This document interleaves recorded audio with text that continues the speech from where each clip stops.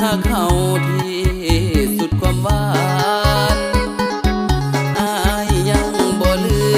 มส่งยินลีไหวคาบานซื้อให้เจ้าตอนมือสงกรานต์สาบานหากกันมันคงน้องคนดีมือนี้คงบ่คือเก่าไอ้คิดฮอดเจ้าในใจได้แต่พะวงอ้ายนั่งซึมเศร้าคิดฮอดฮักเฮาใส่ว่าซื่อตรงมื้อนี้อ้ายบ่มีอานงได้แต่ลงคิดฮอดวัน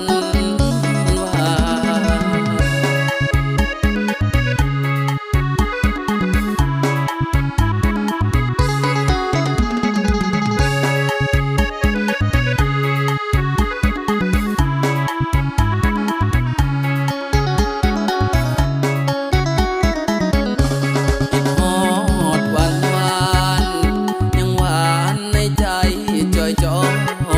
ยมีเจ้ากับคอยหากเขาที่สุดความหวานอายยังบ่ลืมส่งยินลีไหวคาบานซื้อให้เจ้า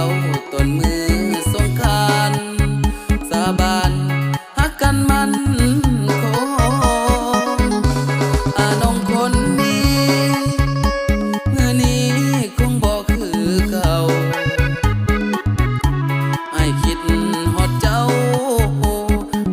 ได้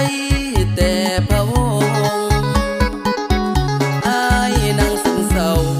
คิดฮอดฮักเฮาใส่ว่าซื่อตรงมื้อนี้อ้ายบ่มีอานงได้แต่ลงคิดฮอดหวาน